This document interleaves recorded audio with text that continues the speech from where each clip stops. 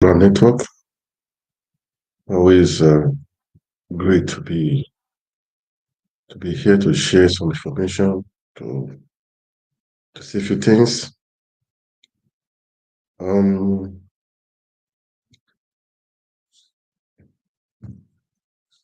I always try to inspire to motivate people by saying that we should all be positive in life. Okay, stay focused, stay steadfast. Don't lose focus, don't lose hope. Always try to look at the positive type of things. Always the positive side of things. Um, I would say, just a moment, please. Um, the world is full of negativity. It's full of things that can distract you from your dreams or from your visions. But always try to be in perspective to see the good side of things. Whether they say the cup half filled, the cup half empty. If you look at it, they are the same, but in a different position of the state of mind. So it is crucial that okay, it is crucial that we always look at things in a positive side. The year I just started, okay, I would say, guys, yeah, last year was for you to say it was like this, like that, up and down, but learn from it and make this year better. Okay, learn from it and make this year better. That is what I'm going to say. Learn from it and make this year better. Well, for no one, okay, we should endeavor to cherish the goodness um, that your nation or the earth offers. Okay, so just to cherish the goodness first. It's important to cherish the goodness. All right, it's so important to cherish the goodness. Recognize, uh, recognize the manifestation of God's blessings. God has blessed us. Okay, God has blessed us. Really, God has blessed us. So recognize that blessing first. It's important to recognize that blessing. Recognize the goodness of where you are. You know, the nature, recognize it. And when you recognize something, that is what that to be will attract to you. All right.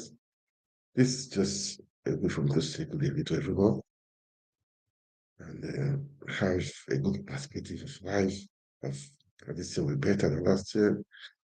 And for sure, we are surrounded by abundant blessings, irrespective of the evil that's happening everywhere. But we are surrounded with abundant blessings. Okay. Have that in your mind, back of your mind throughout this year. Okay. It's what you have in your mind that you can read, that can come to you. Okay. That can come to you. That can come to you. Thanks just for us for this evening. Okay. Anyway, this has been happening, and please, as you watch, can you like, share, comment? Is important that is done. It's important we do that. We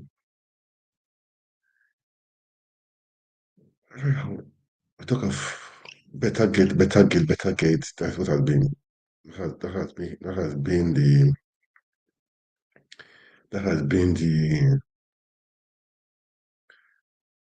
message this evening. Better gate. I mean, not it's been trending everywhere, but you do not agree with me. I don't know. Maybe it's Goshen fighting back against her. Who knows? But all the same, she was in EFCC. It was with the EFCC today, and also get to know what this is the world of what is going on. There are some people. I heard the MDC of Zenith Bank and that banks has been has been called by EFCC. That was, I think, this evening or so. But before I go to that, Tinubu has, I think he has been hearing that people have been complaining of his entourage and the rest. He has flashed his entourage, and that is 60%, which is good news. That is the country that is struggling for, is borrowing and consuming. So it is good. So let's have a kind of let's see what is going to happen. Okay, well, today I will let's see what he did with the cost of what did it cost? There was an interview with TVC. Let's just watch it. We'll come back. We'll talk about the Betta Gate.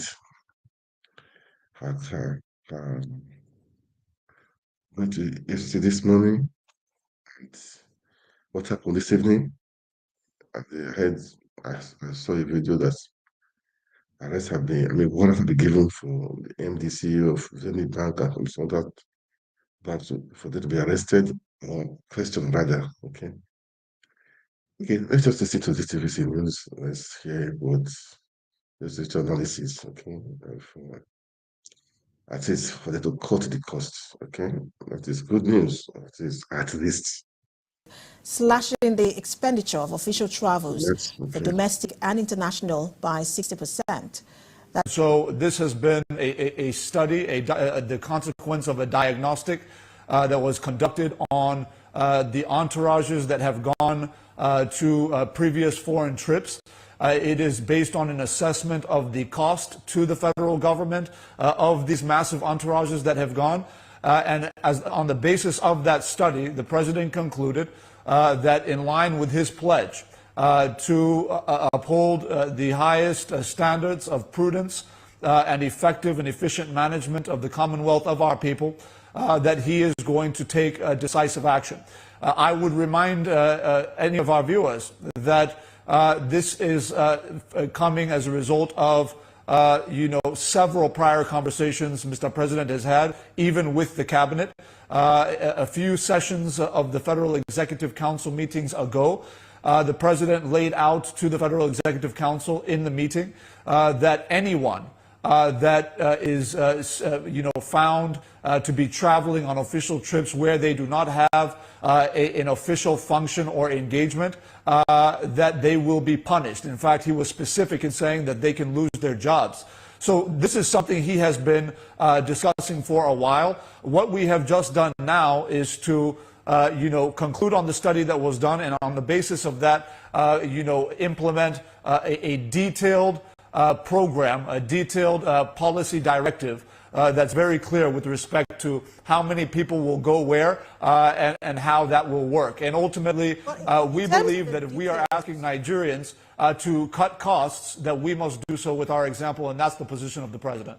Okay, in terms of the details and in terms of cutting costs, but let's talk about cutting costs first before we get to the details.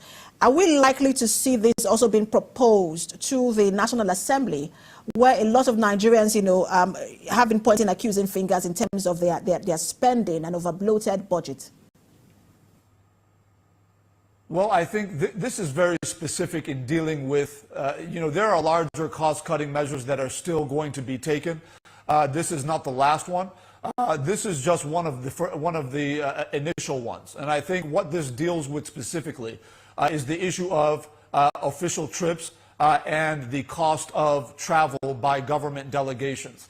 I don't think the National Assembly is usually known to be traveling on, a lot of official trips in numerous delegations. I don't think that's really the issue. I think their issue is more about how funds expended by their institutions is being expended with respect to constituency projects, with respect to whether or not they're providing effective oversight over the executive branch of government. I think there's a conversation certainly to be had about what adjustments they need to make. But what we do know is that within the executive branch, which is obviously a large operation with, hundreds of ministries, departments, and agencies, thousands of officials that have to travel abroad and locally within the country for various official engagements that are most times absolutely necessary.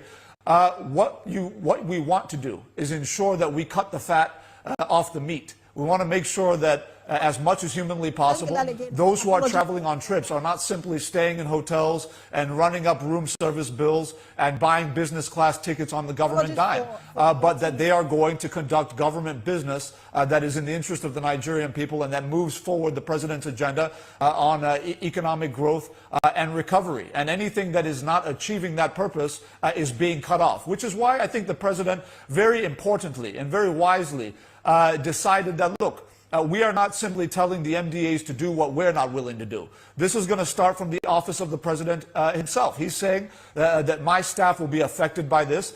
The staff of my wife will be affected by this. The staff of my vice president will be affected by this. So he is setting the example for the rest of the executive administration to follow. And with, I think, the very serious cuts he has put in place, in addition to the recent measures he has put forth to deal with, any lack of prudence in the management of public resources. I think Nigerians understand that this is a president they've elected that is very serious and that is ready to put action to his words. And that's exactly what he has done yet once again today. So we'll see how the ministers, the presidency and the ministers and the executive directors of these agencies follow through this particular directive. Thank you so much for your time, as always. It's always a pleasure. Yeah, I pray that at least they say they're calling the cost, okay? Let's just hope that it goes through, all right? So, the cost, I think the entourage, those people that went to the UAE, Dubai, with Tinubu, 1,000 something, I forgot. You can see the entourage, waste of money. And the good of cost, I pray, let it start from there, okay? They should be frank with it anyway. And the National Assembly too got that cost. Let's see what will happen. Because enough is enough. I saw the entourage was going to Lagos. Man, these are waste of money.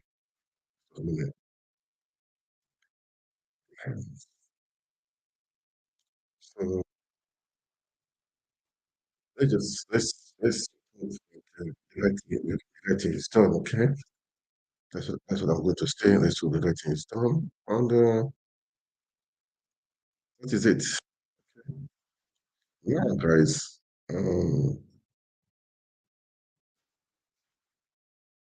um, for the trending, better Edu, better Edu. It's just a pity, it's painful. I mean, I feel the pain, although I'm not. I know this regime came to power through a stolen mandate.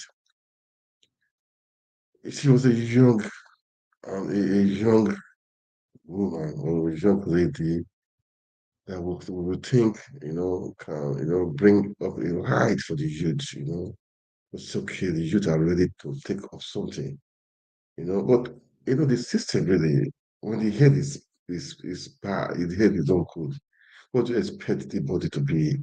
That is the truth, okay? Now again, what I don't really know. Maybe she made some mistakes, okay? But maybe Koshi is fighting against her right now because the system is so corrupt. Maybe he step on toes. I don't know. Okay. Anything is possible. Anything is possible. What I'm trying to say. I go to Excellency Peter Obi. He said if the head is good, the problem will be solved at least 60%. Because when your head is good, it's not giving contract to his family or to stealing money. It's not wasting money. The people that he will not, they will not. At least for 60%, this problem will be solved. Before you know it, 2, 3, 4 years, the system will normalize. Everything will be okay. But when you see the president with entourage, They are approving billions of naira for renovation of houses, buy SUVs. What do you think people will do? That means it's a gang, even if Betta Edu um, is a young lady, that means she will follow suit too, because they are in the same camp. They are in the same, they're the same camp. But I was thinking maybe she will do a little bit otherwise, but I have to give her the benefit of the doubt, seriously, man. Maybe it was just, uh, maybe it was just, maybe she made a mistake and they capitalized on it to to to really deal with her. Maybe I don't know. I don't know. I don't really know for now. But it's a shame, it's a pity that a young person like that will be involved in. I thought, this is one thing it doesn't matter. It's a youth. What of Jaya Bello of Kogi State? That guy is a youth also, man. But he went there to, it was even worse. He had killings and arrests and thuggery. These things are uncalled for. We need to. I was thinking some youth are in position. We take the advantage to encourage other youths, to do the same, to follow the right path, to make the country better. Because the people that are in power right now, they have been in power when we were very small. Over 50 years ago, they've been in power. They are changing from minister of this one, they will be governor, from governor to Senate to come back to the government to be able to cancel law. They just been in power, rotating themselves, going, switching, you know, doing all those stuff. Doing all those stuff. So it's just a pity and it's painful to see that the so-called youth, they are following the steps of those people. Whereas I've said, they are following the people at the top, because the top is correct. If you had somebody that is good, that is good, the problem is solved. That is 60%. That is the truth. Okay. Well, Betta Edu was suspended yesterday. He tried to see the president, but he was denied. She was denied access. Her card was taken from her. Her access card to the presidency was taken from her, and they said, which is okay, which is cool. I mean, everything should be done. Really, I mean, it should be. We have to know the source of this problem, the source of these things, man. Because the former minister of stole millions, billions, or rather, then they are just stealing and stealing and stealing. This money is meant for because it's a matter of material affairs. So that means it's for masses, people that are suffering. So it's painful to see people are stealing billions, stealing billions, stealing billions. I hope she's able to defend herself. I hope she's able to, because even the foreign minister. Look, why I'm a bit skeptical about this is Halima removed 44 billion, about 44 billion naira to her personal account under 5 days. And she said it was a mistake. How can you mistakenly do that? Then that was not how she now implicate Edu by saying that she saw her withdrawing money. That was why she quickly took that money. It means it was a mistake. It was a deliberate attempt. You took it and took it to your personal account, you shared to different accounts. When the EFCC, I'm sure they are still tracing the monies, there are recoveries of monies. Man, these are young people. It's painful to hear this stuff. It's painful. We're taking, these people they fed the pains of the youth. They fed the pains of the masses in Nigeria. They fed the pains of people in Nigeria. They fed the pains of women, of retired civil servants. I thought they've fed it, but they are not. That's why for me it's just so painful. to hear this thing, all this stuff going on. And anyway, the truth will be, let the truth come out. Okay. Well, I hope the EFCC will do the needful. I hope they will do the needful. Okay, that's what I would say. Yeah, the title was it was in EFCC was EFCC.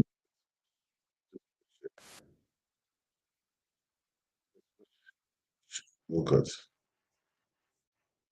that's for Betta sure. Edu by President Buhari on Monday. The suspended minister has arrived at the headquarters of the Economic and So Financial this was Crimes this morning. Division Okay, as the anti-graft agents invited her for this questioning was this morning. shortly after the presidency announced her suspension. She was brought in at exactly 11 a.m. in a black Land Cruiser Prado Jeep with no number plate, with a white Toyota Hilux backup also without a number plate. Ms. Edu will respond to questions over alleged payment of 585 million naira grant meant for vulnerable groups in Akwa Ibom, Cross River, Ogun, and Lagos State into a private account. The former Minister of Humanitarian Affairs, Sadiya Umar, will also return to the EFCC headquarters today for further questioning on the affairs of the ministry when she was in office. Now let's bring in TVC News senior correspondent Joke Adisa, who joins me from the EFCC headquarters in Abuja to bring us up to speed on latest developments. Good to have you join us on the news at this time. It's been a series of back and forth since the suspension of the minister. What can you tell us about today's investigation? Well, it's the day after Mr. President's suspension of the minister, and as expected, she has come to honor the invitation of the Anti-Graft Commission. From the information that we gathered, the commission wrote to her to appear before it as soon as possible, and I think she also heeded to that call. And this morning at exactly 11 a.m., she did arrive at the headquarters of the EFCC. We are at this position because the commission would not allow us to stay anywhere close to their headquarters. Even the shots we had to actually kind of use our phone. So what we had was amateur video, because they would not allow us even come near. You see a lot of screen of vehicles and all that before people are allowed access onto that road. But as early as 9, like I said, we were here, and also we were for barely 2 hours after we saw her coming, we were able to use our phone to get our arrival. And so I've also asked the spokesman of the commission, who actually confirmed that yes, she's in their custody now, and that a team of interrogators are attending to her. We do not know for how long this investigation will last, but like we saw yesterday, the former Minister of Humanitarian Affairs, our predecessor, spent like 12 hours. So we do not know how long ours will take, but we will still be here. We are waiting to see when they will be done with her and see what more we can get as far as this investigation is concerned. What Mr. President has said is that the committee that has been set up, led by the Minister of the Coordinating Minister of the Economy and the Minister of Finance, that they should conduct a thorough investigation. And so this has started. So I'm sure Nigerians are eager to see what the outcome will be. And one thing with corrupt charges as these, corrupt allegations as these, is that Nigerians want to see an end, a smooth end to all these allegations too, so that somebody somewhere, of course, will be penalized, will be prosecuted, and justice will be served.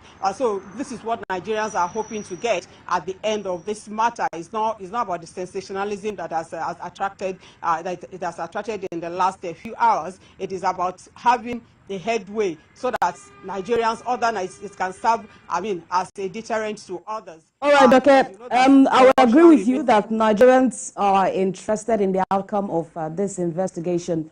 But of course, it's also important to, if you have visited our office, the Ministry of Humanitarian Affairs, can you talk to us about what the mood was like, probably in your visit yesterday or today? Yes, this morning, as in cases like this, you have people discuss the development undertones. Nobody wants to come out and speak publicly about the development. You have those that are for the minister, the suspended minister, and you have those that, of course, will not like her ways. And so it's mixed feelings. The permanent secretary of that ministry is in charge now until maybe probably the outcome of the investigation, or Mr. President deems it fit to bring in a new minister. And so among staff, among workers in the ministry, they are just speaking in low tones. Everybody is just wondering, Okay, dissecting thank you, the Joke. That's information what I wanted they to have. also hear. Thank you. That's what I wanted to hear. Anyways, we'll bring you for more updates on this in our subsequent bulletins. TVC News and our correspondent Joke Adisa live for us at the EFCC. Yeah, that was in the morning, okay, when she appeared at the EFCC office, okay. Now I will play a short video again on when she, this evening, okay, is, well, it's part of life, man. It's part of life. That's how it is. That is how, when you have the, when you have opportunity to serve, do it well, okay? It's important to do it. It's very important that you do it well. That's what I will say, okay? Because you can never know. You can never know, man. You can never know. Wow. That is it. Then this this power to okay.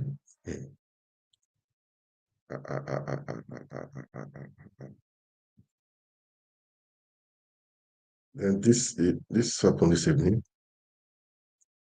Where is it, Seth? I'm supposed to have it now. If I see it, I play it, okay?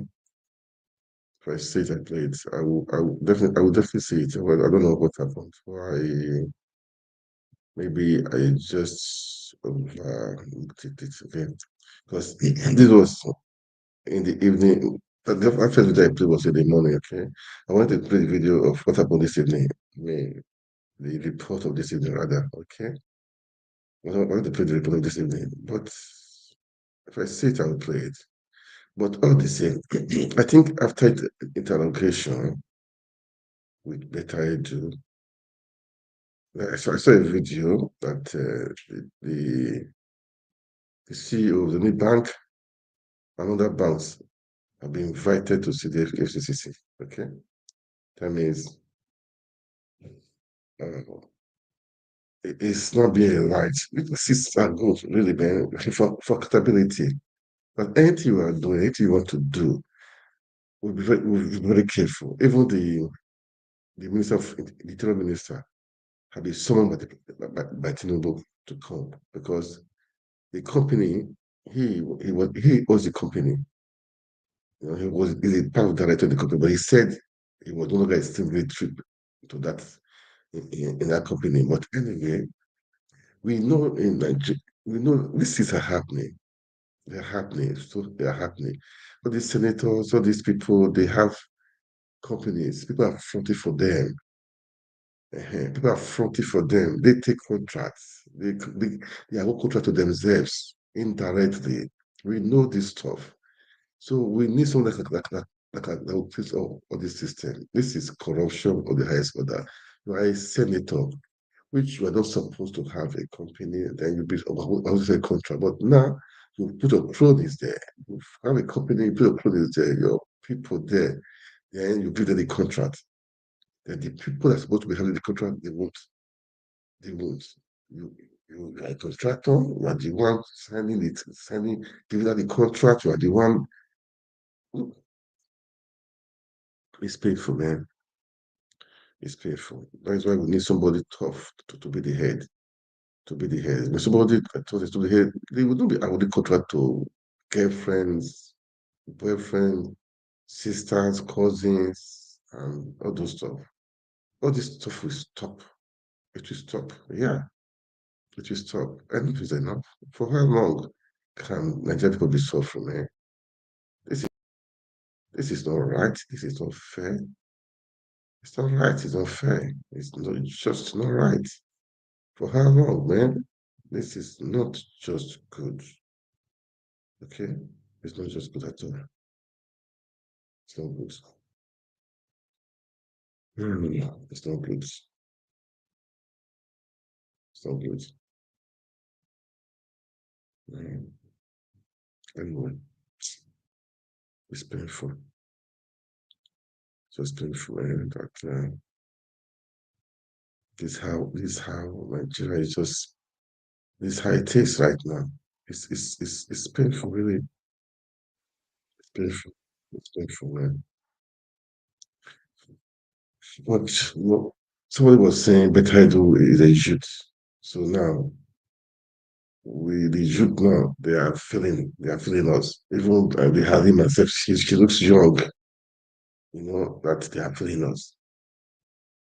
I have said we should not judge youth because of those people. No, don't judge the youth because they really, if the head is good, whether youth or not youth, the body will be better. Yeah. If the head is good, we'll have a good result. We have a good result. That is just the problem. That is the thing. The head should be good. The head should be good. The head is good, man. We don't need to suffer ourselves, man. We don't need to suffer ourselves. We don't need better. I don't know. Maybe he advised some people. I don't know what to say. Let's wait for the EFCC to do that job. To do that job. I pray they do it very well, thoroughly. Anybody they are cronies they are using, they all should go in. All of them. All of them. Whatever. Okay. Now going back to that video I saw that said that EFCC has invited the CEO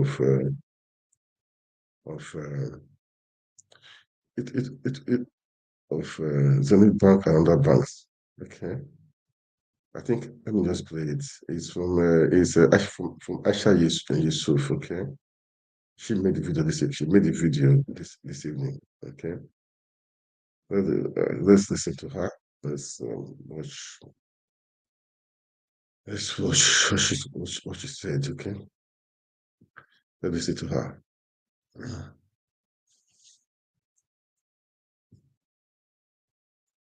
News happening right now. People's Gazette is reporting that EFCC arrests ZENITH, Providus, Jaiz CEOs over involvement in Betta Edu Sadia Umar Farouk alleged fraud. And so let me go on and read it. It said the CEOs of Zenith, Providus, and Jaiz banks have been apprehended by the Economic and Financial Crimes Commission (EFCC) in connection with financial misappropriation and fraud linked to disgraced Minister of Humanitarian Affairs and Poverty Alleviation, Betta Edu, and her predecessor, Sadia Umar Farouk. The banking executives, who have been under still scrutiny since the public outcry over the unscrupulous diversion of public funds into private accounts, are now in EFCC custody. Multiple credible sources within the presidency told People's Gazette on Tuesday. The anti-graft agency is presently probing numerous instances of substantial public funds directed into private accounts, and actions sanctioned by Ms. Edu and Farouk using their position as ministers. Ms. Farouk, who oversaw the Ministry of Humanitarian Affairs, Disaster Management and Social Development under the previous administration, is also under investigation for the mismanagement of at least 37 billion in public funds designated for the conditional cash transfer program of the then President Muhammadu Buhari. The large-scale movement of funds into private accounts was partly facilitated by a potential deliberate oversight in flagging suspicious transactions, a responsibility banks bear under various anti-financial crime laws and central bank directives, the sources told the Gazette. The banks did not immediately respond to the Gazette's request for comments regarding their CEO's detention. EFCC spokesman Dele Oyewale sidestepped inquiry into the matter. Meanwhile, Ms. Edu has said her hands are clean and she's committed to fighting corruption amid the uproar over her illegal request to wire funds into a private account. Ms. Edu made this statement in a Facebook post she addressed to Empower beneficiaries. And a whole lot more. Let me just stop there. It's all Nigeria. All sorts of this thing. Of course, banks. Well, let's see how this goes. That was the what is this night that EFCC has arrested the CEO of those banks. Okay. Anyway, that is how it is. Okay, that's how it is, man. People are are just making money. They're counting billions, billions, billions. People are hungry. Some people cannot just really eat. Public funds are just being wasted. This is not right. It's not just fair.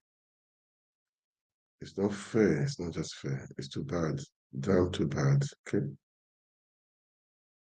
That's we pray the system will be looking with the system. Okay. Right. Man. That's how it is. Anyway, I'm still talking on. I'm still on the better gate. Okay, we're still on the better gate. That is. Let's just let's listen to what is happening right now. What is going on?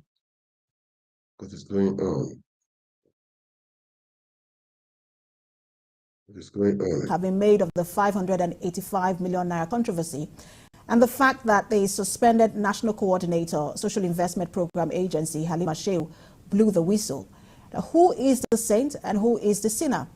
44 billion naira traced and returned, and then the allegation of 585 million naira money paid into a personal account by the suspended Minister Betta Edu, which the Accountant General of the Federation has clarified that the request was not honored. Who is the saint? Who is the sinner? That's the question. Who is the saint? Who is the sinner? Is somebody stole? And meanwhile, President Bola Tinubu has slashed the expenditure of all official travels, both domestic and international, by 60%. This development was announced by presidential spokesman during Gilali at the Villa. I'll play this on the part phone. of court. The truth is that who is the saint? Who is the sinner? Somebody stole 44 billion naira into her personal account. When she was caught, she was not saying the minister was trying to steal money for 50 million. And now people are not castigating her. Who is the settled this sinner? And meanwhile, the Accountant General did not approve the transfer into the personal accounts. So let's watch and see what's going to happen. This is a power play, you know.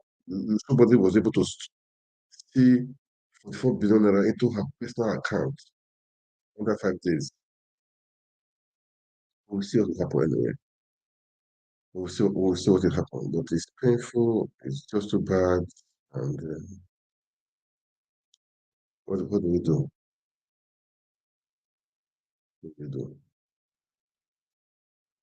Anyway, let's go to the famous Arise people. I like them for that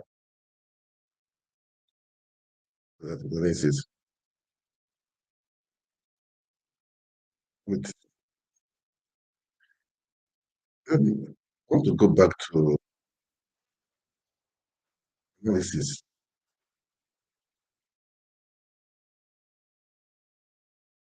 Let's go to that analysis, okay?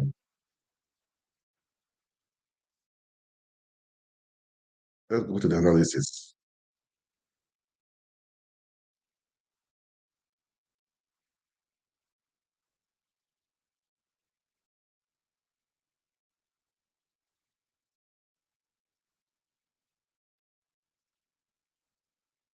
So that, sorry, let me go back to this. Let me go back to these people, okay?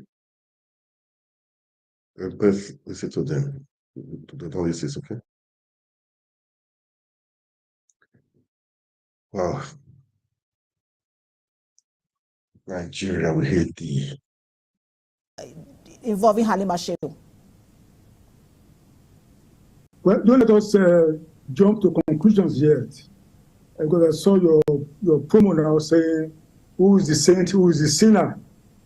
Nobody is a saint yet. Nobody is a sinner yet.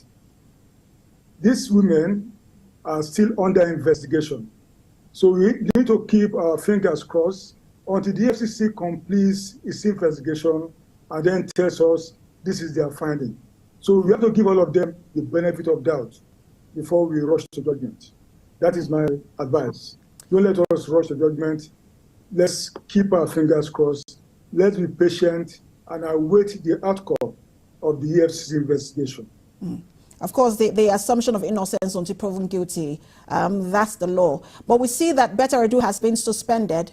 We also know that the Interior Minister, Tunji Ojo, had a private meeting with President Tinubu today. Well, some may say that, look, they are not the same thing. And in fact, that he had resigned from that company, which is now being looked at. But for a lot of people, it is the way in which he got the contract that is in focus. What is likely to happen to Tunji Ojo? He has done it several times since he came in. He suspended Emefiele from office because he was under probe. He suspended Rashid Bawa from EFCC, similarly because he was under probe. I think it's normal. It's a normal routine. When you are investigating anyone who's occupying an executive position, the first thing is that that person must stand down from where the person is so that investigation can be conducted unfettered. So that's the approach of the Mr. President. But is Tunji Ojo also being investigated? What is likely to happen to him? I'm not aware of that yet. I've been following what people are writing about him in the social media, all kinds of accusations. I think yesterday I saw him on Chanel's TV responding to some of those things. I'm not aware that any investigation has been called, instituted to probe him or to do anything, nothing like that as of now. And with Betta Edu being suspended, what code of conduct do we expect political appointees to uphold and be held by? Well, I think, you see, at the retreat of ministers, I think it was in November, the retreat touched on a lot of issues about the program of our party, about the program of government, and also a special session on all these financial regulations and the way ministers should handle their offices, their relationship with permanent secretaries, and those who are really the establishment. So I think they were giving all these guidelines, and they already know they were giving all these blueprints about how to work within the system. I think anyone who attended that seminar, that retreat, should have been well guided, and should not be having the kind of problem you're having today. I will get to that in just a moment, but let's talk about the coordinating minister for the economy, Wale Edun, who has now been tasked with conducting investigation and then setting up a panel and some kind of audit to ascertain the inflows and outflows coming out from this all too sensitive ministry. What do you think is likely to happen? No, you see, what has happened with everything we have been reading in the media is that there are some loose ends in the financial regulations in government, especially with some of the agencies. You see, the TSA, the Treasury Single Bill, the TSA, Treasury Single Accounts, was supposed to cover all that. But people forget that the TSA is actually an open bank. Every ministry or parastatal has his own account and operates his own account within the TSA framework. So, but now what they find that because people have the license to operate their own account within the TSA structure, there must be some rules, maybe about the kind of money you can move around, move out of the place, or things like that. Maybe you need to get some approval to do certain things. I think that's what the president has seen. Don't forget, our president is an accountant, and he is worried. He is very concerned to make sure that at least certain measures are put in place now to make sure that we don't have the kind of things we've read in the papers, like the woman in SIPA moving out billions of naira from the TSA. The president wants to stop all that, and that's why he set up. He asked Mr. Betta Edu, who is the coordinating minister, to do certain things to ensure that we don't have such outflows again. And I like that you said there are rules, and I want us to talk about those rules, because Betta Edu is a 37-year-old woman with a very promising career. You would say that even in the thick of all of these, groups have continued to commend her. Some have even referred to her as Miss Integrity. She and her aides have come out to talk about the fact that there was no wrongdoing. But let's talk about the civil service rules. How does it work? Can you pay the sum of 585 million naira into somebody's account? Well, as far as I know, no minister can sign out such amount of money, 500 and something million. What I found strange in what Mr. Edu was accused of was that the paper in circulation bore a signature. Everybody who has ever worked in government will know that that's not correct, that's not normal. That paper ought to have been initiated by the permanent secretary in that ministry, or if the permanent secretary is not there, the director of finance and administration. It's not the business of any minister to sign anything about money. The PAMSEC can advise, can raise the memo, or you need to pay X, Y, Z, and then the minister can now, just on top of paper, approved for payment, because they will need his approval for payment. That's what the rule says. So nobody can, and then you cannot pay government money into a private account. Everybody knows that it is wrong, unless perhaps that private account is your contractor, and it ought to have been approved, pre-approved somewhere before you can ever pay it. So those are the things that people see that are not normal, and that in fact that's why I said these issues are being investigated by the EFCC. Ms. Adoniga, when you said earlier that there is no saint or no sinner, and you've also now mentioned the fact that her signature was on that document, which is not normal, isn't that already an indication of wrongdoing, in your opinion?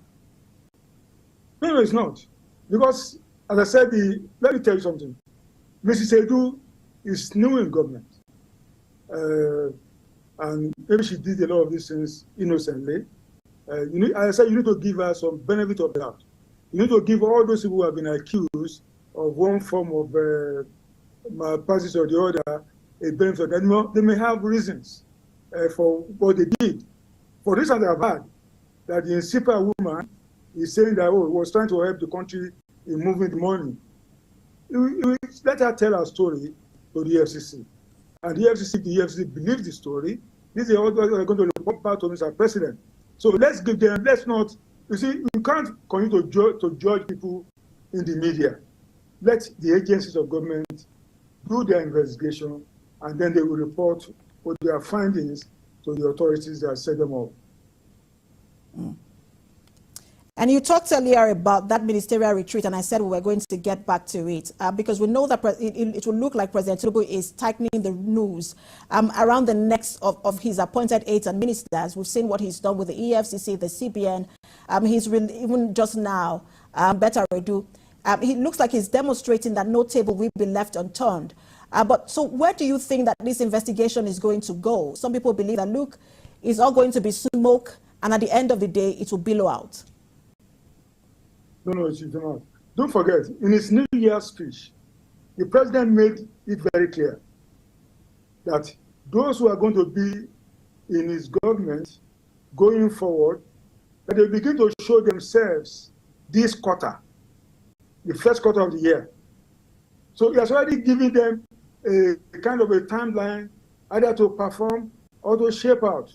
So what he has done by suspending Halima Shehu, by suspending Betta Edu, there are strong signals that his government will not allow all kinds of shenanigans to go on, that is serious about stopping all this nonsense that happening, which, under some time ago, there are things like this happening in government, and nothing was done to when people make allegations, or somebody has done this, somebody has done that, but he wants to make a difference. This is a new year, and he's been saying along that he's trying to learn the ropes. I think he's signaling to people that, he has now left the learning process and really wants to take full control and make sure that the ship of government is well on course. This is one development that Nigerians are quite interested in, and they're looking to see if the outcome will be transparent, irrespective of who is declared guilty or not. Thank you so much for talking to us, Special Advisor to the President on Information and Strategy, Abayo Onanuga. Man, Betta Edu, for me, as I've said, as you just said, let's give a benefit of the doubt. Let's see what will come up. But it's painful. For a youth like that to be involved in such, but let us watch us. I'm not going to be doing that for now, personally, until we see. Until we see. Okay. Until we see. All this time.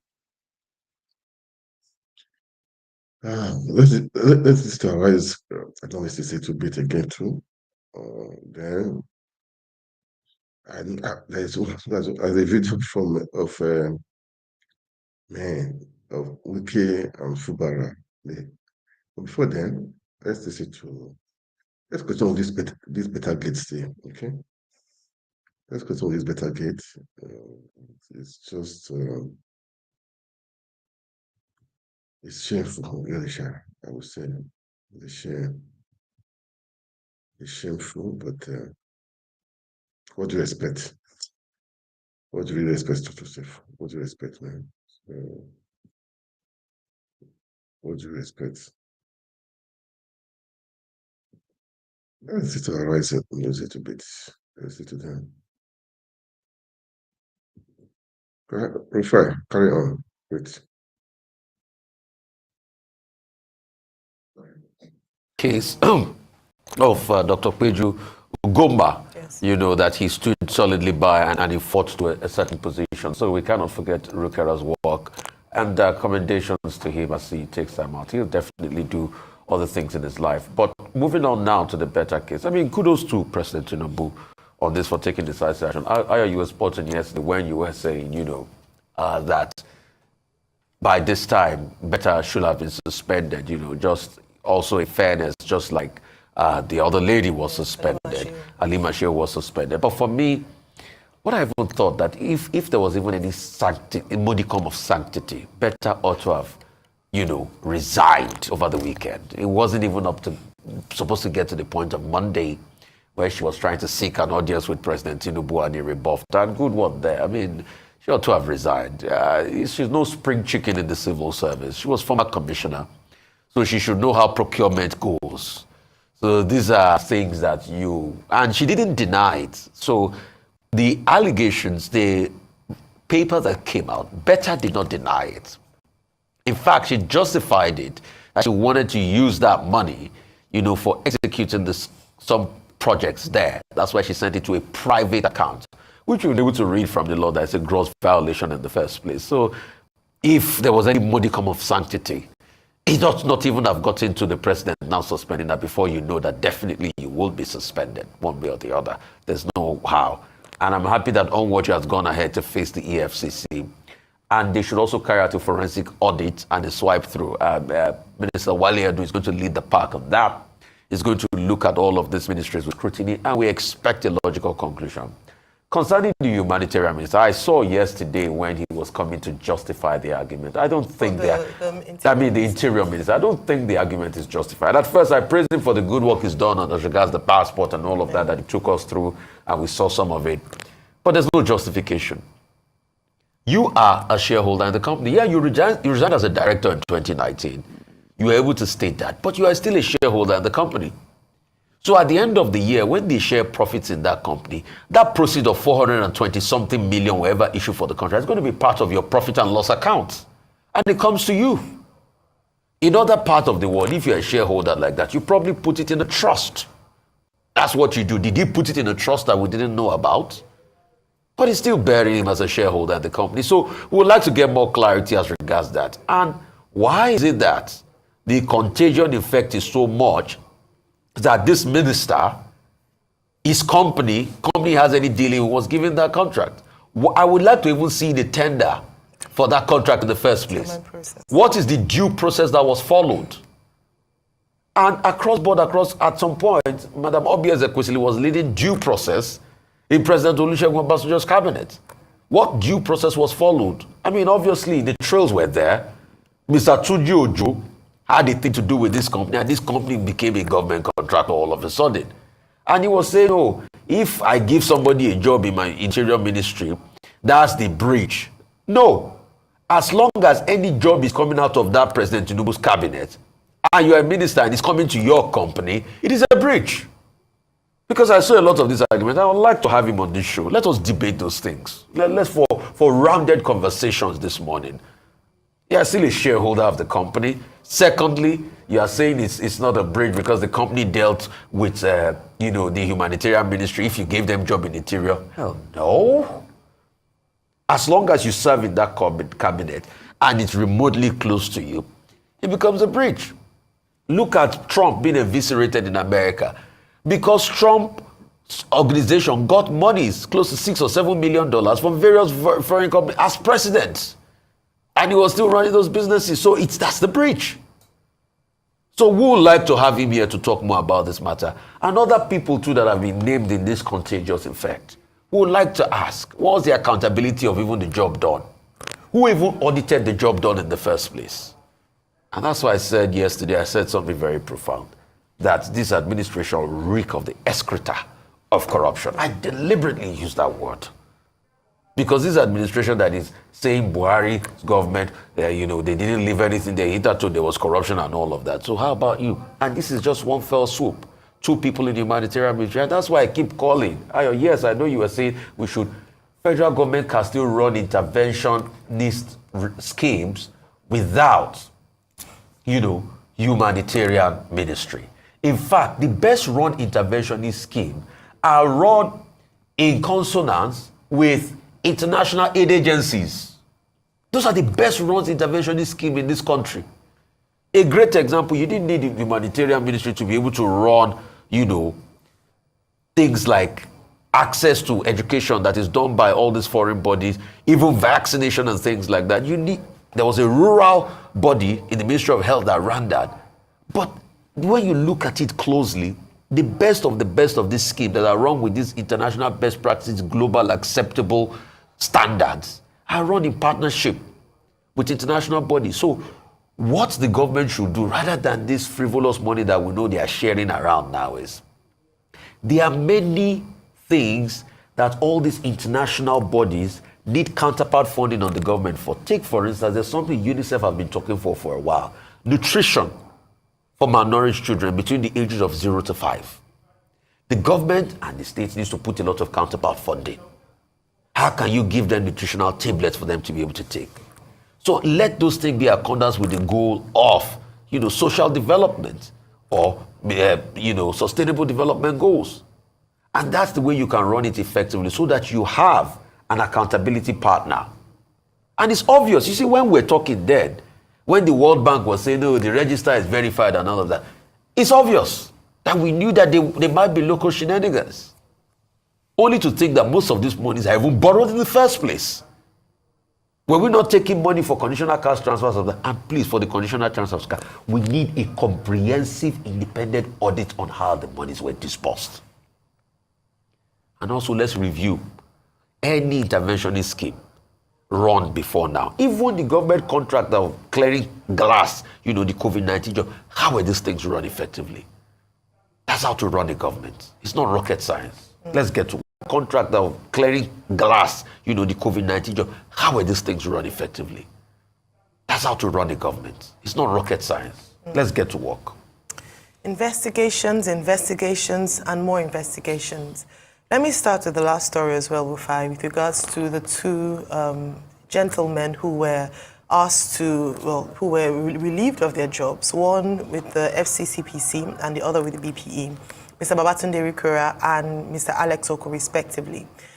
In addition to the things you mentioned, and I think it's important that when public officials or people who serve the country have done so really well, they ought to be celebrated, because we don't just point our fingers on bad eggs. It's important to also celebrate and acknowledge those who've done really well. I'll talk about Mr. Irukera because he was he changed the face of the FCCPC in terms of being accessible and consistently giving updates. He was accessible even to, on his social media platforms. You would see that he would try to respond whenever you reported a consumer infraction or the rights of a consumer wasn't well protected. I wouldn't forget what happened during the COVID-19 lockdown when some supermarkets hiked the price of face masks and hand sanitizers, and the FCCPC clamped down on some of these operators and supermarkets to ensure that they were not ripping off Nigerians. These were some of his key achievements or key things that we would most remember him for.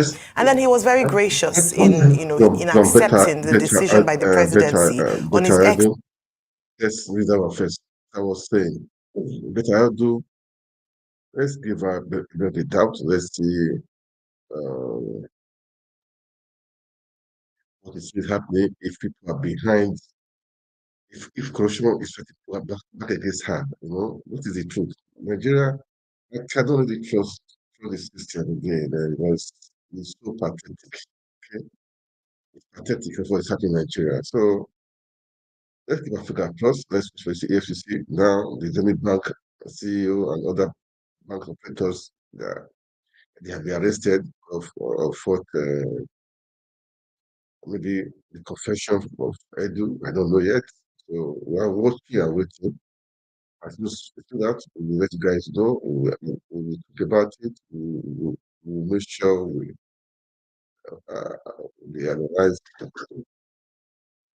analyze many things.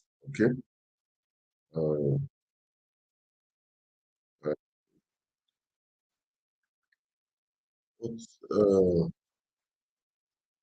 Let me see.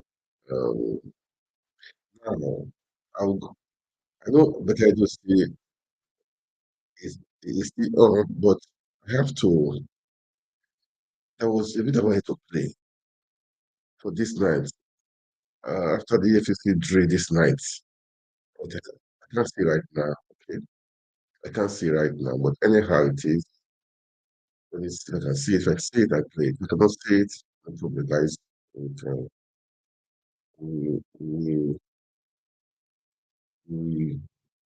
do that things, all right? Anyway. I saw a post today of how people are now enjoying Astro Rock.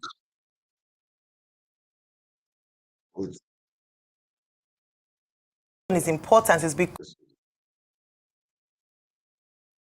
also find out the people who collected the money.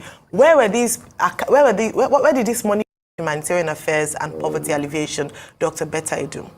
Now, there have been, while some of I mentioned earlier that Governor of Imo State and also the chairman of the Progressive Governors Forum, Chief Hope Uzodimma, had said that the president was right, supported the president, saying that this was a confirmation of zero tolerance to corruption in this administration. Others like Senator Ali Ndume and other civil rights organizations like Huriwa, Serap have come out to commend the effort or the move of the president to suspend the minister pending whilst the investigation is ongoing.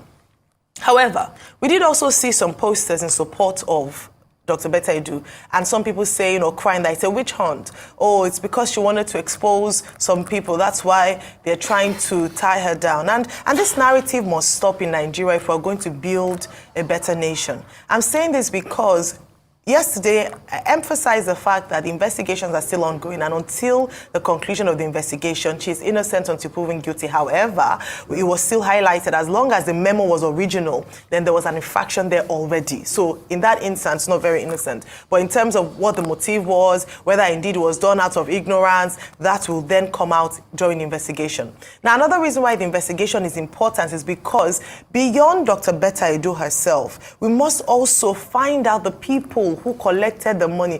Where did this money go to? Who were the beneficiaries? One of such that's come out, of course, is the new Planet Project Limited, which has Mr. Olubunmi Tunji Ojo as shareholder, and also Abimbola Tunji Ojo, which I believe is his relative, as shareholders, and a number of people, even though they desisted from being shareholders from 2019. However, like you mentioned, Rufai, they desisted from being directors. Right, being sorry, not shareholders, directors in 2019. Now, as you've mentioned, they still remain shareholders. The reason why this has come up and is quite important for us to dissect is because a number of people know how this works.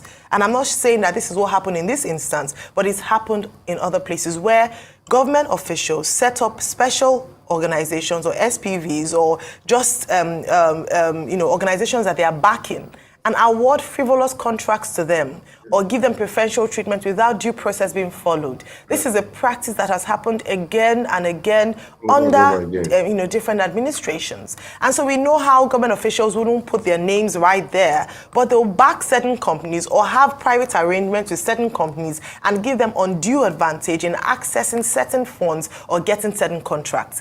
If we're going to fight corruption in this country, we must also fight such underhanded practice, especially by government officials. Again, I'm not saying Mr. Tunji Ojo has done this in this case until the investigation reveals what truly occurred. However, it is suspicious because why is this coming? What is the remit of the organization, and what kind of service did they render to the Ministry of Humanitarian Affairs and Poverty Alleviation? What was it that they were supposed to do? Were they are they a money distribution organization to help to distribute the amount of money to the most vulnerable of people? Now, going back to what I said about witch hunt, and I saw one poster, if it's real, about from South, some groups from South, and saying she's our daughter, we're proud of her. I think that is very interesting, because when you look at the matter on ground, the 4 states that were meant to be beneficiaries of the grants for vulnerable groups are Akwa Ibom, Cross River, where she comes from, Lagos and Ogun State. This money was meant to go to support vulnerable groups in these 4 states, and this money was diverted. Rather than coming up with ridiculous statements about how you're proud of her, it's a witch hunt, you should be incensed that the money that was meant for the most vulnerable people in your state was diverted. It should be a cause of concern that people who are suffering, some people who have gone to bed hungry, the most vulnerable in society, were deprived of government funding because someone chose to divert that money by giving contracts that do not make sense. That's what you should be fighting for. One human being is not better than another person because of the position they hold. So if you're saying you're in support of what the minister allegedly did, then you are saying that to the hundreds of beneficiaries or thousands in your state, they don't matter. That they are less, and it doesn't really matter if they were cheated of what belongs to them because you are proud of your daughter. We should end this narrative in this new administration, because we keep focusing on the government when it comes to anti-corruption. But it starts with every Nigerian, every individual. If you're supporting acts of corruption under the guise of she's our own, she's our daughter, then we'll never move forward. If you are clouded by the fact that this person is our own, so don't talk to her, then you should be really ashamed. When a child steals, the mother a good parent will reprimand and ensure that they are more interested in the well-being of the child rather than trying to protect and bring in more disrepute to the family. And this is what I'm calling for. What we should be hearing from this state is that she should cooperate with the officials, with EFCC, with the presidency, and undergo thorough investigation so that it acts as a deterrent to other children from that state to behave well when they get on the national stage to given a position. Beyond the Ministry of Humanitarian Affairs and Poverty Alleviation, this is another call to the presidency I don't believe that this is the only ministry where this is happening, or the minister is the only one who is perhaps, if found guilty, culpable. I believe this is an opportunity, having found out that these things happen, which I'm sure is not a surprise to many people, to then demonstrate further, as Governor Hope Uzodinma has said, that this is a demonstration, and Ajuri Ngilali, that this is a demonstration that the president is committed to anti-corruption. Audit other departments and agencies, especially those that cater to or give grants to people. The Ministry of Women Affairs, the Department of SDGs, Sustainable Development Goals, the Ministry of Works. These departments that hitherto are called juicy, in quote, I put that in inverted commas, because there's a lot of largesse and there are many projects awarded, projects that don't have head or tail, or where you cannot trace or find out what the audit process or procurement process was. Ministries like that should come under scrutiny. Let's put some fire, let me put it that way, under these ministries so that they perform and they act. The reason why there must be consequences to action if we're going to build a better nation is that there must be seen to have, infractions like this must be seen to have punitive measures.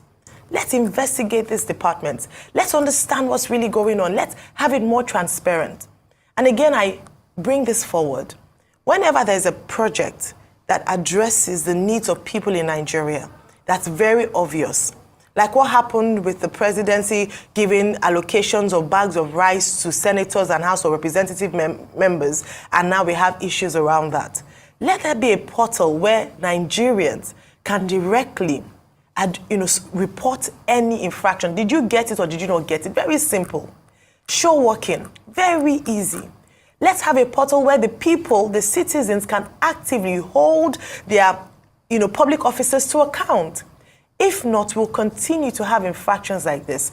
And then I'm hoping that following the investigations, the Ministry of Finance will tighten the process of contracts being awarded or monies being disbursed by said ministries or all ministries. Very critical. The reason we must continue to talk about this is because we are hoping that we will build stronger institutions where corruption is difficult to do or to propagate in any ministry, department, or agency. Move on to our next story. 100 million naira has been awarded against the federal government in favor of the former governor of the Central Bank of Nigeria, Godwin. I love the analysis. She's very correct in the analysis. I'm impressed in the analysis. Well, I waited for EFCC, and then for me, I have said it before, maybe it's which ones. I cannot say. I cannot really say. Until we are able to find out, okay? Let's see. If you can prove herself, it's okay. Maybe she's made some mistakes, it's possible. Maybe she stepped on some toes, anything is possible. I said that woman, the Halima, that removed 44 billion naira under 4 days. She opened this gate now. She's the one that said it's what Betta Edu. She's want to take the money, that's why she did it. You move the money to your personal account. 44 billion under 4 days. Who knows how much that one has been stealing? This is just mind-blowing. Seriously, man. It's just mind-blowing. Yeah. It's just mind-blowing. It's unbelievable what's happening in Nigeria. They are doing things with impunity. They don't care. These are just happening in that country. God help Nigeria. God help that country, man. God help Nigeria. That's what I would say. God help Nigeria, man. Anyway, uh, there's so many things to, so many things, so many things to say. Is it?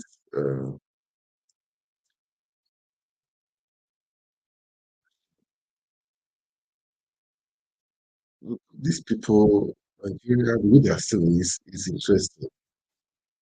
I heard the governor, the first state governor, Emefiele, trillions of naira, billions, trillions of naira. What are you doing with the money? It's just unbelievable. It's just unbelievable. Nigeria, where do we go from here? Where do we go from here? That is the question. I thought I sit down and say, trillions of naira, only you want man for what? What are you doing with the money? That means other people are stealing their own different bodies, ministries, parastators, stealing, they are borrowing, they are stealing, they are borrowing, they are stealing. Look, the solution is let the head be good. If the head is good, it will close the system. If the head is good, this problem will be solved at least 60%. The stealing nature in Nigeria is done too much. So they told me one time, we're just talking, they say, look, man, they said in Abuja, they talk about billions now, no millions again. I said, serious? They say, yes, man. He said, man, they talk of billions now, not millions again. I said, wow. That was, I think, early last year, 2 years ago. He said, serious? They say, yes, man. We don't talk of millions, contract. No. He said, we talk of billions now. And this is what is happening. Because see, billion, 5 days, 44 billion was moved to personal accounts. The movement, the banks that are involved, who signed it? Who authorized it? How? Okay, that means if I'm a director now, let's assume, or maybe I'm a minister or somebody, I can just go to the place, I'll just move the money, put in my account. Is that how it goes over there? I see that to just be imagining. So they make steal trillions of naira. It's wow. That means we just go there. I don't get it, man. I don't get it. That means the system they need to work. They need to change the system. They need to change everything. Everything needs to be changed. Everything needs to be changed, man. Everything. This is unbelievable. Is unheard of. It's unheard of. It's unheard of. And it's insanity. Anyway, let me just quickly go to Wiki and Fubara. They are still fighting their own secretly. Those people, let me just, as I've said before, it's not, I don't care about them, I care about the Rivers people. Let me just, let's visit them, okay? Let's visit them. That's what I would say, let's visit them. They're not tired. They're not tired. The House of Assembly, I thought those people, they resigned now. I thought they resigned. I thought they was carpet. That means your seat is gone. Now, there's a twist right now. Let's listen to that. I just saw it. I'm going to listen to them. Let me just play it here. Okay. The speaker, the House of Assembly to Wiki, they are saying they should submit the budget. Let's watch and see what that guy or his name, footballer, will do. Let's watch and see what he's going to do, man. I don't know. Let's just watch it. Let's listen to this. 2022, 2023. Mr. Speaker, unfortunately, the committee has not been able to conclude its work. Mr. Speaker, you will agree with me that last year there was a lot of activities before honorable members, where our tribunals were sent to Abuja, and after which to Lagos. So honorable members have been running around following up with their court cases in the court, and we've not been able to reach out to a lot of agencies and parastatals for them to come and present their report. So, Mr. Speaker, we've been trying to see how we can conclude, especially that of the judiciary. We've not gotten a report from them. So we plead that, Mr. Speaker, we avail us with more time so that we can conclude this report in the shortest time and report back to the House. Namely, the River State Traditional Rulers Amendment Bill 2024. Mr. Speaker, a bill for a law to amend the River State Traditional Rulers Law number 4 of 2015 and for other matters connected thereto. Mr. Speaker, this bill has 3 clauses. Mr. Speaker, when passed into law, this bill may be cited as the River State Traditional Rulers Amendment Bill 2024. Mr. Speaker, by your leave, may I lay the bill at the table. The River State advertisements. The permanent secretary literally will do in 4 years, how to hold him accountable for delivering a premium on performance for implementation, all the way to the level 8 officer. And this becomes the basis. And I added to this, if we have a tripartite approach to development, which involves the private sector, the public sector, and the so-called private development agencies or the NGO sector, what we will see is a continual state of checks and balances and innovation for growth and development, which is what has happened more or less in India. But in Nigeria, all you hear about is they shared that money, they took that money, they take that money. Yeah. Okay, Prof. Good to see you again, and I'm so thankful you're looking well or you're doing well. How are you? How's your health? And thank you so much. I'm so happy, you're back here. Health is kicking up. It is well. Yes. It is well. You're a fighter. You'll continue to fight and you'll win over the challenges of health. And I wish you well and Happy New Year. Amen. But Prof, real quickly. Happy New Year. You were here a couple of years ago and we theorized about the Nigerian political space. In fact, you got a bunch of people together, the usual suspects, the Lisagbakovas of this world, and a couple of people, and they said, oh, we're having something mega new. But nothing materialized. And you pivoted with the Labour Party, and you guys ran a stellar campaign. You didn't win. The same forces, the centripetal and centrifugal forces of, our political system did still take over and reign supreme in the end. And we saw how the political process went. The question is, how do you think that this, your joining together of forces for sort of this resurgimento of some sort you want, this rising again, how do you think it will work this time if it didn't pan out then?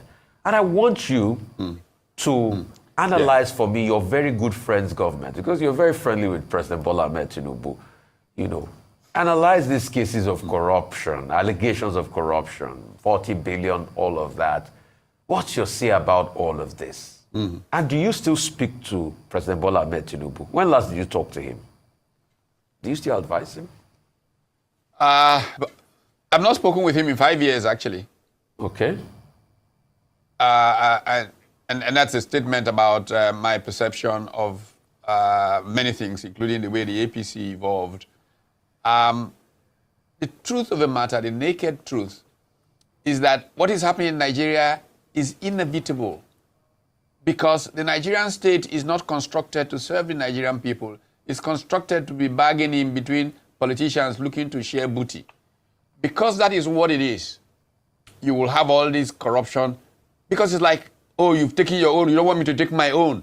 The Nigerian people don't matter in these conversations. How did we do the last time? Well, it's kind of you to say that we put all of this together and then we lost election. I still completely reject the idea that we lost election. That's not true. But Nigeria is what it is. So you're not confident about the court? The movement that became... So you're not confident about the court? It was a farce.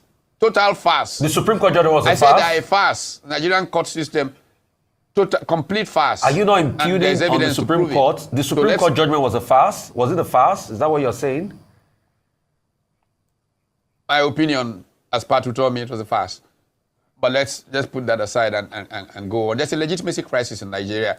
Look, Rufai, I'm around the world. I'm around the planet. I'm talking in very important places around the world on a, I don't know, so frequently. I know what they think of what happened in Nigeria. So that's not a disputable matter at all. And I've cited continuously what the EU mission said about the elections, what NDI said, what IRI said. But I don't want us to go back into the elections. That's not the issue for now. I'm just trying to make the point that the last elections, we're not happy to be, by the way. The Nigerian people had become so frustrated, so fed up with the nature of the way Nigerian politicians carried on, that when Peter Obi said the right things. It resonated and drove the emergence of a movement that generally got called the obedient movement. Around the world, Nigerian diaspora, and if you look at the resurgence of many of the success stories of the 20th century, they had a diaspora base from post-Meiji Restoration Japan. Japanese diaspora was pretty important in that happening. The Indian diaspora has been very significant in what is going on in India. Chinese diaspora had its place, and so on and so forth. So the Nigerian diaspora rallied very strongly around the fact that this gentleman was saying a few things right. And a campaign like Nigeria hasn't seen in a long time happened. And it was deliberately sabotaged, whatever you say about it. And the point remains, how do you go forward when you meet this? You've got to realize and take advantage in trying to save Nigeria that the majority of this country is young. A significant part of our population is under 25. It is fed up. It is looking for something new, but it's also trapped. That's the most dangerous thing about where we are. This generation is trapped in their values. Look, why is Nigeria not growing? Why are multinationals leaving and all of that? If your politicians are constantly cheating at every turn, they cheat at elections, they cheat in using of public resources. The U.S. Treasury Secretary is found in economy class, but the Nigerian minister would charter a plane to go to somewhere next door. In a very, very poor country, you realize there's a complete disconnect between the political actors in Nigeria and the people of Nigeria. So when that is the state that you have, what do you expect to happen with how you move forward with this population that is the majority? You got to come to some sense that at a point, they won't be able to hold down the majority anymore. And it might be very costly for them. Very, very costly personally for them. So you will begin to see a breaking. See, look at the tracks we're traveling. We are traveling to Somalia, where we should be traveling through India to somewhere else right now. The analysis of this American political scientist friend of mine, who, like I said, will be in Lagos in a few weeks to share some of his thoughts on this, basically looks at a Nigerian scenario where, you know, there will be increased violence in Nigeria, and as an expression of frustration, and we've seen it become universal in Nigeria, whether it started from Boko Haram, kidnapping in the southeast, in Niger Delta militancy, and all of that. Prof, would you respect, sir? Would you respect, sir? A lot of your critics say you are just theorizing. That this was the same you that supported this same evolution of Buhari and APC. In fact, you are even a member of the APC.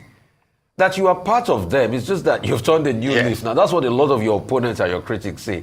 That this was the exact way. I mean, I think the last time you were here, you talked about Kaplan too, making this prediction, you know, that things were going to... That we all know this. Yes. But the theorizing does not solve the problem. That's what a lot of your critics would say. Aren't you seeing it happening? Yes, but... But are you not seeing it happening? Is it... yeah. So what's the point of theory? But they say you are part of the class. It leads to action. You are part of that class. That's what they're saying. Class that did what? You're part of that bourgeoisie elite class in this country. That's what they're saying. And that's why they say all of this is just theory. But how? Let them show how. Because you see... You were a member of the APC. You played a prominent role in the APC. Didn't you, Prof? Yeah. I played a role in the founding of... I've played a role in the founding of the APC in the expectation that we could create a difference. But we just absorbed some of the other people from PDP and created a worse PDP. And I walked away from the very beginning. I have never been active in the APC in any shape, form, position, anything. I was never. But you tried running for governor in Delta. You tried attending party primaries for governor in Delta. Yes. That was an aspiration. Yes, and what happened? And they changed the venue. They showed you politics. People argued. They changed the venue. They didn't show me politics. By the way, that story going around. No, that's not true, actually. That story is not correct. Okay, but they created those kinds of stories. I showed up. Yeah, the correct story is that there was a meeting called the one retired general, Onoja, I think, Lawrence Onoja, was chair of the event. They came in there. It was a premeditated, predetermined scam. And I said it to them and literally walked away from there. We had been to the venue, so it wasn't a question that the venue was not known to me. And I was even going to go back there, but some of the people there said, don't make a fool of yourself to go to this place. We have seen what they've done here. Onoja was a disgrace at this meeting. I will say it in public and repeat it and repeat it and repeat it. And that was what happened. You know, there was no plan to have an election. There was no democracy. I wrote letters and letters to show what happened. Even Adams Shomole said he would tell me one day the truth of what happened. I said, fine, one day tell me. But you see, Nigerian politicians don't believe in democracy. That's what I proved. I needed to prove it. Once I proved it, I just walked away. I walked away completely. And I wrote a book about it. You probably have read Why Not? You know, and you've got to, you're not going to just go and sit in one place and shout and complain. You cannot, you know, say that somebody like me who went in there, saw it happen, hasn't a superior position on somebody who is complaining in one corner. No. Do something before you die. Ghanaians used to sing to Jerry Rollins. All right. And the idea of trying to do something and finding that it is run by people who are inappropriate for where the country should be going is a very important discovery path. So you cannot group somebody who goes in and says, this is not what we want to be doing as part of that group. That's not how groups function. All right. Thanks, Professor Tommy. I'd like to ask you with regards to this proposed merger or perhaps contemplated merger.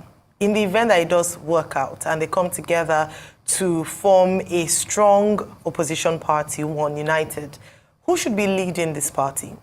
I mean, in my introduction, I talked about the fact that Daniel Bwala of the PDP had said that everyone should rally round Alhaji Atiku Abubakar, who would be 80 years old, by the way, in 4 years' time. He'll be 81, but at least it's in November of 2027. So 80 years old if he does become president. Or should they be looking at a more vibrant, younger person like a Peter Obi, and the obedient movement has been able to galvanize and lead? Who should people be looking at, or who should the party be looking at as a front runner for that new merger? I think it is too early to be talking about who. Let's talk about how, what we can do to make Nigeria work. When the time comes, the people, and that's why it's called democracy, will determine who. I can tell you with a good sense of satisfaction that in the last week or so, I've had significant conversations with Alhaji Atiku Abubakar. I've had significant conversations with Engineer Rabiu Kwankwaso.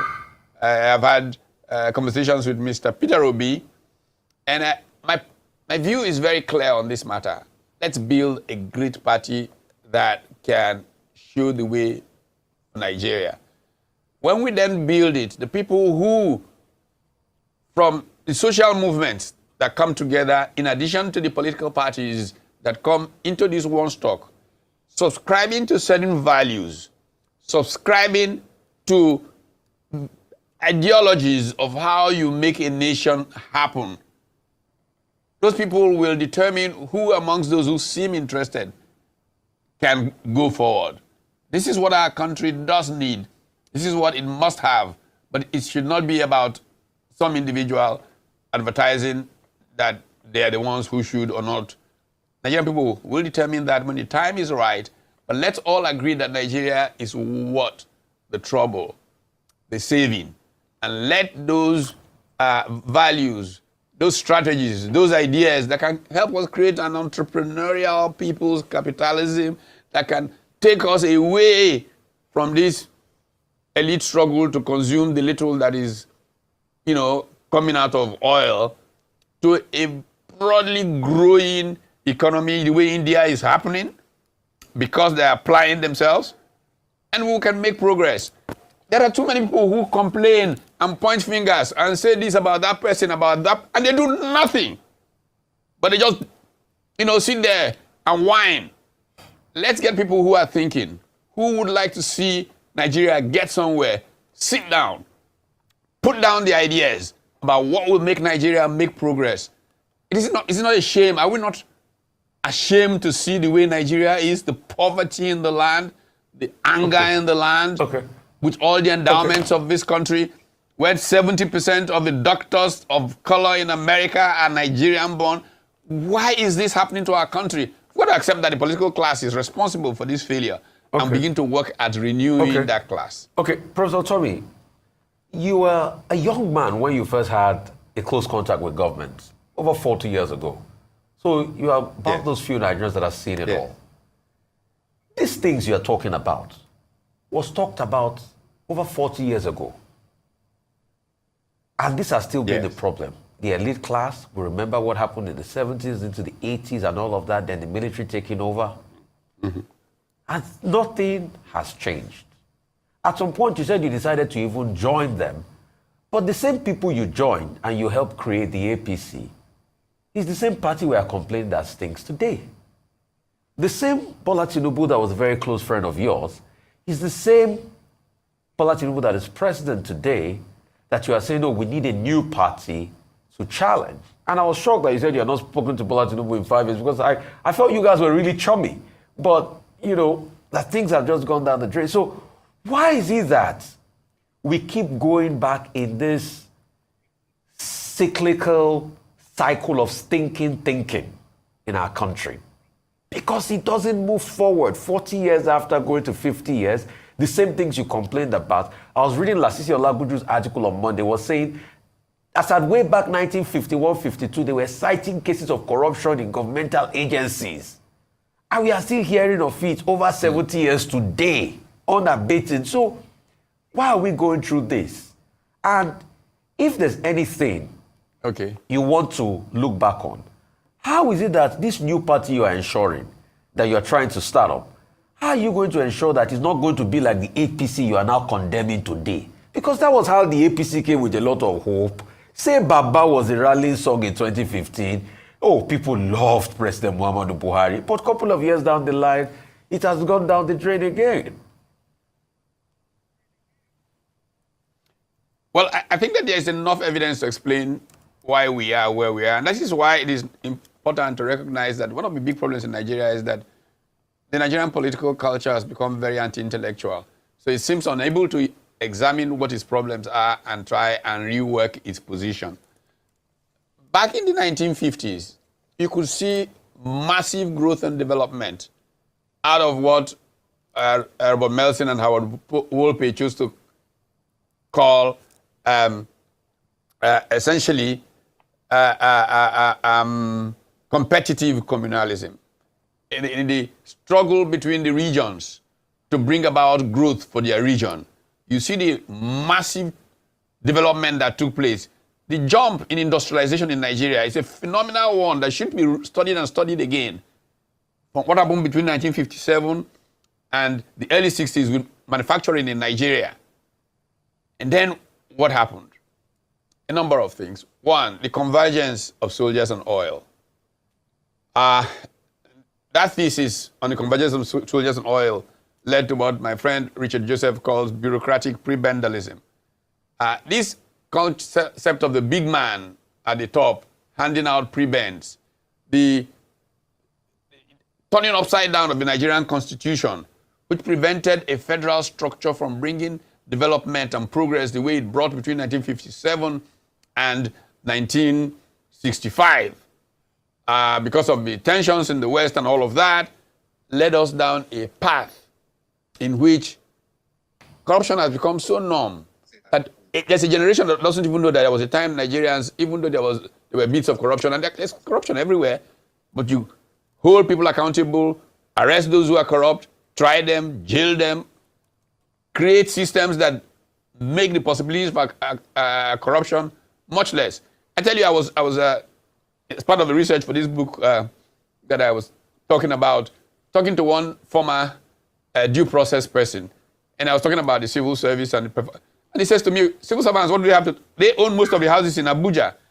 They got to a point where basically what they do is look for how to, game the system, and so we damaged the basis for creating wealth, the competitiveness that leads to economic development and growth. And this has come through in the way that our country has gone forward. If we can sit and talk to one another and recognize where things went wrong, if we can have a constitution that goes back to where we were in 1960s, more or less, in terms of the sensitivities and sensibilities of the ground norm, we can then say to ourselves, here is how to ensure that a kind of public service that can implement the ideas within this new arrangement, this new structure, can proceed. And believe me, I am confident that you will see progress. And I'd like to give an example. It's not so true that when things go wrong, they don't get better. Malaysia's story. Look, when we had the Nigerian Civil War, Malaysians were killing each other on the streets of Kuala Lumpur. They had these race riots in 1969.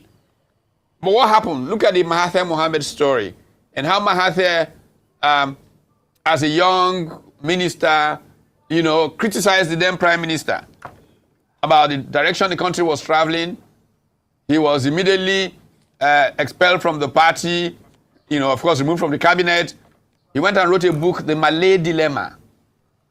The thing that book drove led to the resignation of Tun Abdul Razak on as prime minister. Mahathir came back into the party, eventually became prime minister, and basically pulled the Malaysian elite together and literally said to them, look, I want everybody to sit in that room and figure out where we go from here, because it is best for everybody to be inside the house, all right, pissing out, and for some to be outside the house, pissing in. All right. The result, the new economic policy and the story of Malaysia. So I think it is possible to do it. We just have to have people who are serious about doing it, who are committed. You look back and you see what has happened to our country. There are Nigerians who have made sacrifices continually. Yes. And we can find those Nigerians to sacrifice for making this country work. Well, thank you very much, Professor Patutomi, and thanks for just sharing that message that it is certainly possible. It's not impossible to turn a nation around, even though it's gone through difficult cycles of leadership. It's very, very possible. Thank you for your time this morning. Yeah, I probably played that. That is inspiring, man. Yeah. But he told me I like his commentary, okay? That was why I probably played that. Guys, this is Nigeria for you.